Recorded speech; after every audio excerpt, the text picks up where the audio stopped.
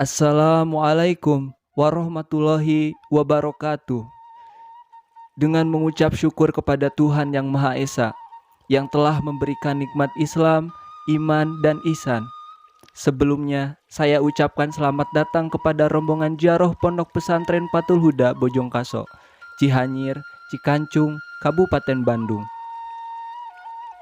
Rombongan Ziarah yang berbahagia, sebelum kita sampai ke tempat tujuan, marilah kita dengarkan terlebih dahulu biografi dari Sunan Bonang.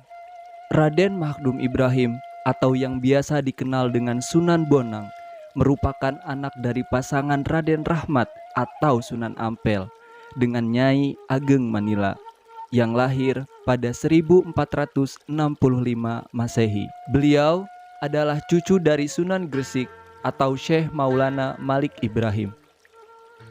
Pengetahuannya tentang agama Islam sudah tidak perlu diragukan lagi. Hal ini karena sejak kecil Raden Makhdum Ibrahim telah diajarkan tentang ajaran agama Islam dengan disiplin dan juga tekun oleh Sunan Ampel yang merupakan ayah beliau. Untuk riadoh atau berlatih menjadi seorang wali songo, beliau harus melakukan perjalanan jauh ketika masih berusia muda. Ketika usia Raden Makhdum Ibrahim menginjak remaja, beliau melakukan penyeberangan ke Pasai, Aceh. Perjalanan ini untuk mendapatkan ajaran agama Islam dari Syekh Maulana Ishaq dengan ditemani oleh Sunan Giri atau Raden Paku. Kemudian setelah dirasa cukup, beliau kembali ke Pulau Jawa dan tinggal di pantai utara sekitar Pantai Remen atau di daerah Bonang. Metode dakwah Sunan Bonang yang pertama adalah melalui kebudayaan Jawa. Sunan Bonang menggunakan kebudayaan Jawa yang sudah lama ada untuk menarik perhatian masyarakat sekitar.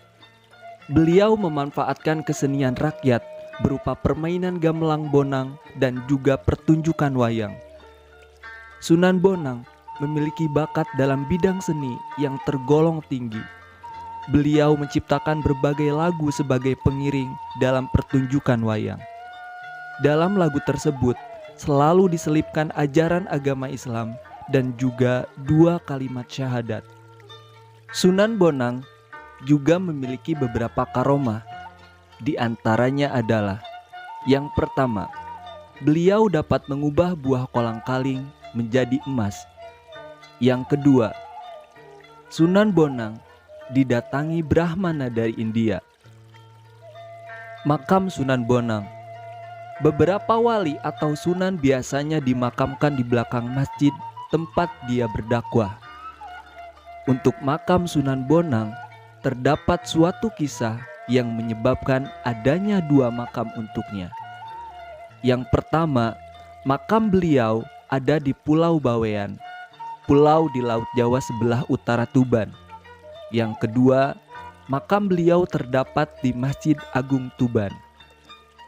Hal ini dikisahkan ketika beliau mengadakan dakwah ke Bawean, beliau mendadak sakit dan wafat pada tahun 1525 Masehi.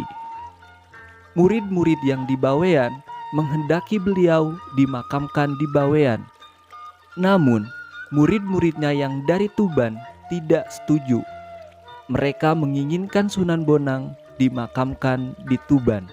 Karena diminta secara sukarela tidak boleh, santri-santri dari Bawean tetap ingin memakamkan beliau di Bawean.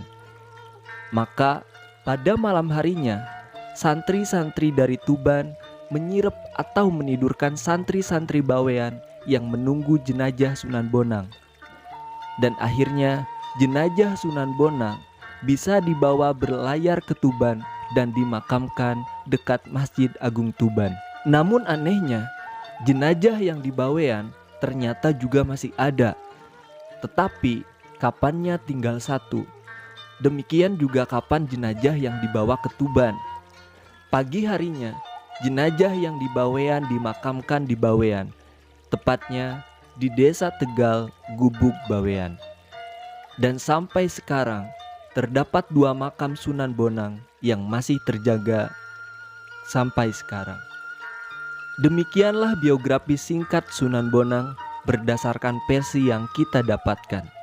Semoga kita semua bisa mengambil hikmah dan berkah dari kisah ini. Dan mohon maaf bila ada cerita atau tutur kata yang tidak sesuai. Assalamualaikum warahmatullahi wabarakatuh.